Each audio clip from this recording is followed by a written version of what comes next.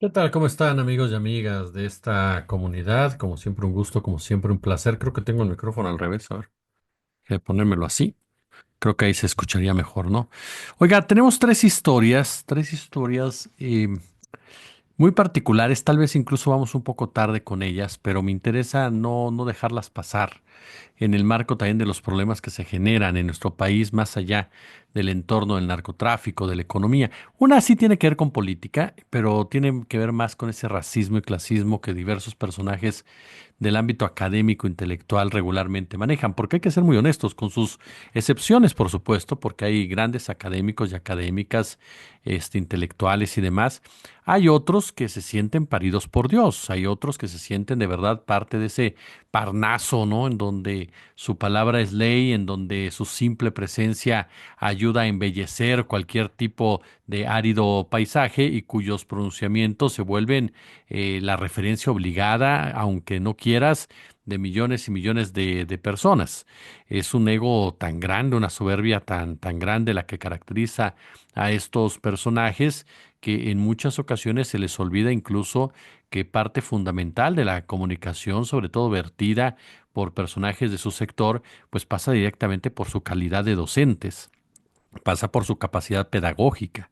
Si no la tienen, pues podrán ser muy cultos, podrán ser muy preparados, podrán ser muy leídos y escribidos, diría por ahí mi padre, pero la realidad es que de nada sirve, porque si no pueden comunicar adecuadamente, si no pueden explicarse adecuadamente y no tienen la humildad de entender que al ser ellos los que expresan una opinión son los primeros que tienen que hacerla asequible para todos, pues entonces nos topamos realmente con personajes a los que no les interesa aportar, les interesa únicamente hablar y que todo mundo les aplauda su aportación, aunque sea muy ínfima. Es el caso de Lorenzo Córdoba. Está el caso de esta mujer, Lupita TikTok, que más allá de subirnos al mame, como dirían por ahí, es un caso que revisa temas muy profundos y sobre todo muy difíciles, muy complicados, muy violentos, incluso de abuso sexual, por ejemplo, de maltrato infantil, y que nos viene nuevamente a demostrar cómo esta democratización de los medios de comunicación pone frente a las pantallas a todo tipo de personajes, lo cual me parece a mí muy loable, pero que muchos de ellos en algunos casos son víctimas de una gran cantidad de trapacerías, de extorsiones, de presiones, de persecuciones, unos más de un desequilibrio mental, de una inestabilidad emocional que no se les toma muy en cuenta por la sencilla razón de que pues son estrellas, son divas, son gente con muchos seguidores y la trascendencia de saber quiénes son estos muchachos y muchachas, sobre todo por el impacto que tienen en la sociedad, pero además quiénes los manejan. Platicábamos con ustedes sobre el caso de los influencers relacionados con el narcotráfico, cómo se fueron estructurando para normalizar y legitimar, ¿no?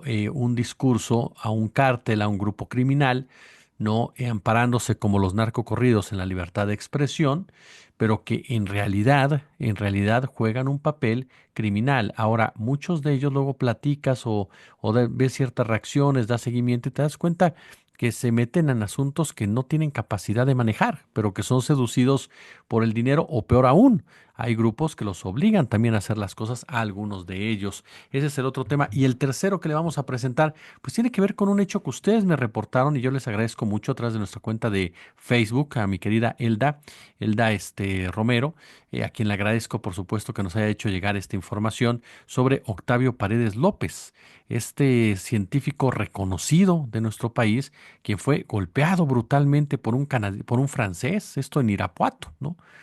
Hay que conocer qué fue lo que pasó. Otra agresión por parte de un extranjero, un mexicano, ¿no? Yo insisto en lo que les he dicho, no podemos satanizar, no podemos caer en el chauvinismo, no podemos caer en la xenofobia, pero sí es importante empezar a indagar por qué. O se han incrementado estos casos o el acceso a la tecnología, el acceso a la información propicia que estemos más informados de los mismos, que también puede ser, porque a final de cuentas el clasismo y el racismo está más que presente. Así que si ustedes me lo permiten, vamos a comenzar con estos tres casos. Al ratito les voy a subir parte de la información que compartimos en la mañana que tiene que ver con los chapitos. Pero bueno, en este momento, a ver, Lorenzo Córdoba. ex consejero presidente del INE y actual columnista del medio de golpeteo político de la derecha Latinos, busca que la Secretaría de Educación Pública retire de uno de sus libros de texto gratuito un texto donde se exhibe su racismo hacia las comunidades indígenas. A través de un amparo otorgado por una jueza federal, el ex funcionario electoral busca que la SEP rehaga su libro de proyectos comunitarios de sexto de primaria tras ser incluida la referencia a su acto racista con un grupo indígena en el 2015. En aquella ocasión, aunque el libro no lo cita, Lorenzo Córdoba dijo en una llamada telefónica con el Mundo Jacobo, que después se filtró en YouTube, lo siguiente: no voy a mentirte, te voy a decir cómo hablaba ese cabrón. Yo, jefe, gran nación chichimeca, venga Guanajuato, yo decir a ti, oh diputados para nosotros, o yo no permitir tus elecciones. Fue lo que dijo el ex consejero. Lo hizo obviamente con un tono completamente burlón, con un tono en donde pues minimizaba, ¿no?, las capacidades lingüísticas de expresión y de origen de Hipólito Arriaga, quien se ostentaba como gobernador nacional de los pueblos y comunidades indígenas, o bien jefe supremo de la tribu chichimeca en Guanajuato, y Mauricio Mata, a quienes recibió el 24 de abril de ese año. Este, Hubo, por supuesto, varios tweets al respecto, ¿no? En donde cuestionaron la forma en cómo Córdoba se haya burlado. La jueza Yadira Medina, que otorgó el amparo a Córdoba, ordenó que la SEP y la Comisión Nacional de los Libros de Texto Gratuitos pues dejaran de distribuir libros que contengan la alusión a ese episodio, así como que le eliminen de nuevas ediciones y de la versión digital. El caso, por petición de la SEP y orden de un tribunal, ya pasó a la Suprema Corte de Justicia, quien definirá si se deben o no editar los libros que refieren al hecho racista protagonizado por Lorenzo Córdoba. Por la existencia de una colisión entre el derecho a la educación de la niñez y el derecho al honor del quejoso, previstos en los artículos 1 y 3 constitucionales. Mire, a final de cuentas, hay que recordar un dato. Esta es la misma juez que amparó a Lorenzo Córdoba en 2023, ¿no?, cuando se declaró ilegal el proceso de la SEP para elaborar los nuevos libros de texto. Incluso ese amparo se le otorgó a la Unión Nacional de Padres de Familia, ¿no? Es a la juez que amparó a Lorenzo Córdoba, la misma que amparó a la Unión Nacional de Padres de Familia, ¿no? Es decir, hay jueces, lo hemos dicho, juezas, totalmente rebasadas, totalmente entregados a la derecha, al conservadurismo, a las oligarquías, ¿no? Porque a final de cuentas la Unión Nacional para la Familia es una unión de derecha, es un grupo de derecha, es un grupo que para ellos están felices que la educación pública esté en el hoyo. Ellos están felices de que la educación pública no responda a las necesidades de una población, porque esa Unión Nacional de Padres de Familia incluso ha tenido vínculos directos con partidos de derecha como el Partido Acción Nacional. Algunos de sus integrantes han participado activamente en el Blanquiazul, ¿no? Y es alguien que va en contra de cualquier desarrollo de los sectores más empobrecidos de este país, disfrazados de una preocupación académica, cuando en realidad lo que buscan es mantener niveles ínfimos de preparación para los niños y niñas de las escuelas públicas para tener mano de obra barata. Son parte de una estructura mucho más perversa que solamente señoras que se den golpes de pecho. Son parte de una estructura, mira, la educaón es poder, así de sencillo. Y parte fundamental para controlar una población es la educación. Lo vemos, por ejemplo, en el caso de las escuelas de religiosos. ¿Cómo es posible que los legionarios de Cristo protegieran tanto a Marcial Maciel? Porque salieron de sus universidades muchos empresarios. Entonces, esos empresarios que salieron de las universidades de Marcial Maciel lo protegían. Y lo mismo pasa con el Opus Dei, y lo mismo pasa, por ejemplo, con varios que egresan de universidades como el ITAM, por ejemplo, pues salen a defender el neoliberalismo. Esa es la clave, ¿no? Por eso es que muchas veces alzamos la voz cuando se derechiza la UNAM o cuando buscan derechizar a la UNAM, en donde hay gente como Córdoba, porque la UNAM pues es parte esencial para mantener el discurso de izquierda, para mantener los conceptos claros de izquierda. Córdoba es un racista, es un clasista y toda la vida lo ha sido. Es un petulante, es un hombre que está convencido de su propia grandeza, mirándose al espejo y echándose porras él solo.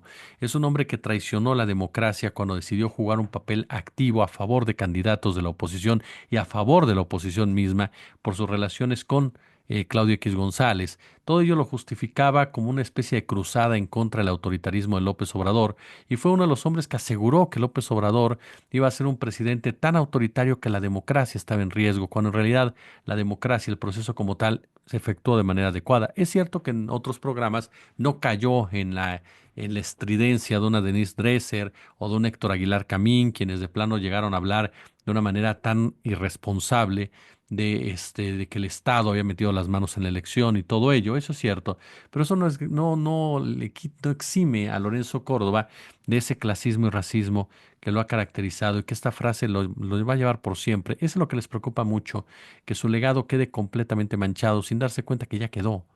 Aun y cuando ellos minimicen el punto de vista de muchos de nosotros porque no pertenecemos a su clase social, la realidad de las cosas es que el hecho de que la historia consigne tu comportamiento, te provoca muchos, pero muchos problemas porque tu ego es demasiado grande para aceptar, para aceptar en lo que te convertiste. En pocas palabras, por eso tratan de quitar eso de los libros de texto, para que la historia no marque a un personaje que tendría que ser evidenciado siempre por su racismo y por su clasismo. Ahora, en el caso de este que le reitero, de Lupita TikTok, a ver, qué historia, de verdad es cosas qué historia. Le doy la información que, insisto, me parece que vamos un poco tarde, pero bueno, es triste. De entrada, la Fiscalía de Nuevo León confirmó la muerte de la hija de la TikToker Lupita TikTok, quien se encontraba internada en el Hospital Regional Materno Infantil desde el pasado 27 de abril. Kareli Yamilet, de 3 semanas de edad, murió de un paro cardíaco y aunque se hizo el protocolo de reanimación, ya no reaccionó porque tenía muerte cerebral.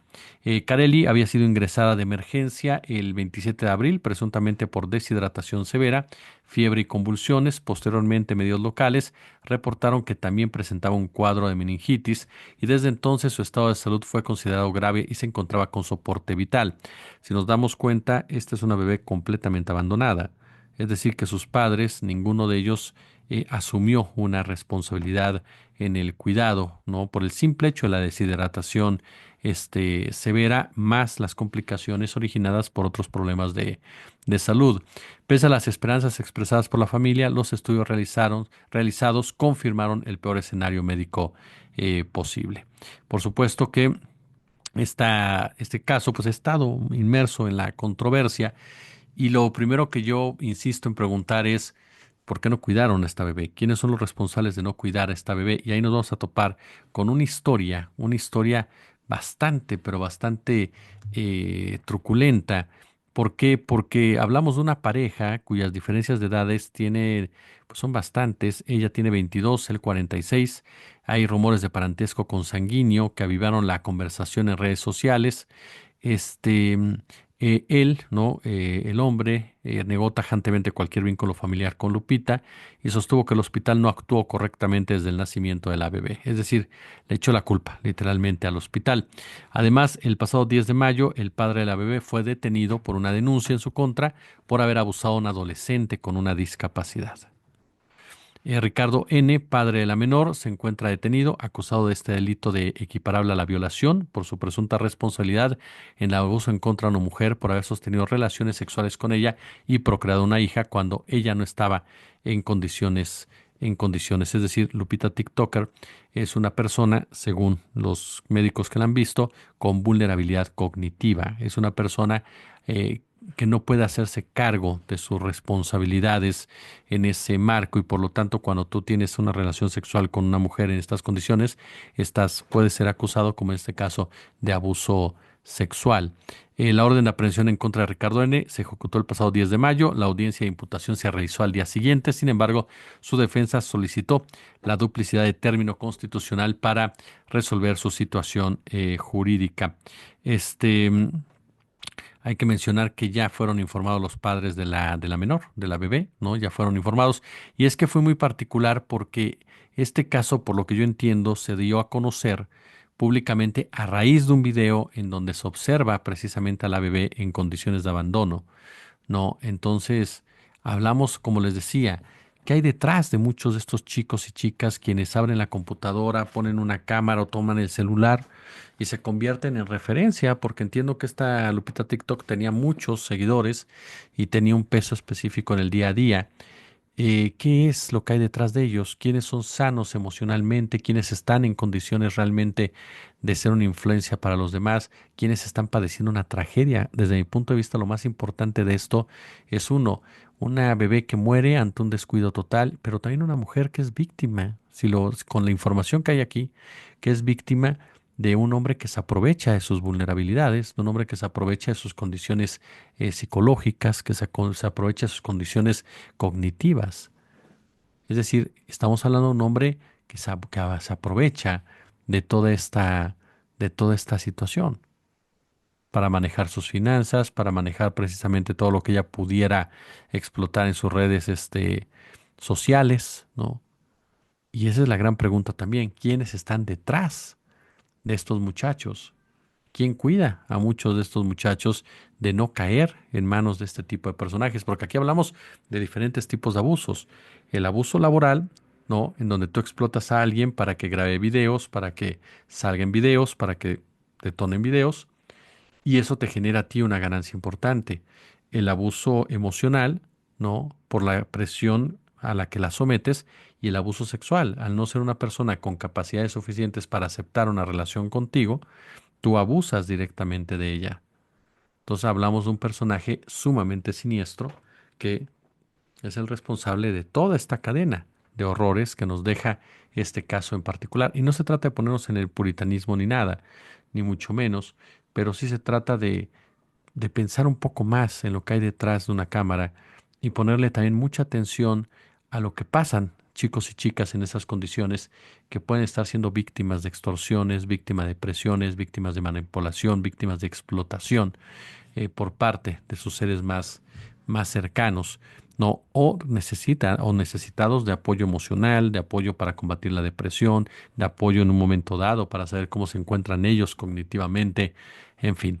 Y el otro caso que les mencionaba con todo gusto, el reconocido científico mexicano Octavio Paredes fue agredido brutalmente el pasado 4 de mayo por una persona de nacionalidad extranjera identificado como Jan N. Él atacó al científico en el fraccionamiento Villas de Irapuato mientras paseaba a sus perritas por el club de golf Santa Margarita. El hijo del científico describió lo siguiente: mi papá iba caminando con sus perritas como lo hace a diario y de la nada, sin provocación alguna, este ciudadano francés llamado Jean golpea a mi padre, le da un golpe directo que le fractura la nariz, le tumba un diente, lo tira al piso. Él, al quererse incorporar, lo sigue golpeando y pateando una y otra vez hasta dejarlo gravemente herido. La agresión dejó a Octavio Paredes con fracturas de la nariz y mandíbula, pérdida y fractura de piezas dentales, lesiones en el brazo izquierdo, así como también en el tórax. Lo que dice es que hoy mi padre carga con fracturas y dolor al mismo tiempo y toda la familia tenemos mucho, mucho miedo de que este tipo Jane cumpla sus amenazas.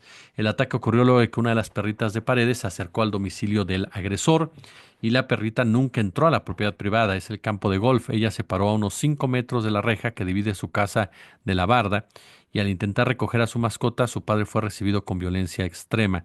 La agresión no terminó con la golpiza. Cuando Alex acompañó a su padre de regreso al lugar de los hechos, el agresor los insultó y los amenazó de muerte. Eso es lo que pasó directamente. Si lo vuelvo a ver, lo mato. Fue la advertencia directa que escuchó el hijo del científico por parte de este hombre. Dice, lo más indignante vino después, cuando mi padre fue a buscarme y llegó lleno de sangre, sin un diente. Recordó a Alex visiblemente afectado y al llegar al lugar, el agresor nos insultaba y nos amenazaba de gravedad, tanto que dijo que si lo volvíamos a ver, pues hombre, acabaría con nuestras vidas, ¿no? Ahí mi punto es, uno, ¿quién se cree este tipo que es? ¿Quién se imagina que es, no? Primero, ¿por qué llegas a esos niveles de violencia? O sea, esos niveles tan brutales de violencia en donde un asunto que se puede resolver hablando, lo llevas al extremo de los golpes. Dos, las amenazas de muerte. Pues ¿quién se cree este hombre? ¿Es un gángster? ¿Es un criminal? ¿Es un delincuente? ¿Se cree totalmente impune? ¿Se cree totalmente libre, ¿no? De lanzar este tipo de acusaciones pensando que lo van a proteger. ¿Por qué? ¿De quién es amigo? ¿De qué partido es? ¿Qué relaciones tiene? Lamentablemente en Guanajuato hay un comportamiento, como en muchos lados del país, totalmente criminal. E Irapuato no es la excepción. Hay un comportamiento criminal de muchos ciudadanos que creen que con la violencia van a resolver sus problemas y replican directamente el comportamiento de los delincuentes en su día a día. Por eso es tan importante que no haya impunidad, por eso es tan importante que este tipo sea castigado con toda la dureza que debe de serlo, porque no se puede permitir que una situación de este tipo recaiga en una agresión física de ese tamaño. ¿Quién se cree? De verdad, ¿quién se cree que es? ¿Se da cuenta? Tres casos que parecerían dispersos están unidos precisamente por la violencia de sus protagonistas, por la soberbia de sus protagonistas, por el abuso de sus protagonistas. Pulgares arriba, como siempre un gusto, como siempre un placer.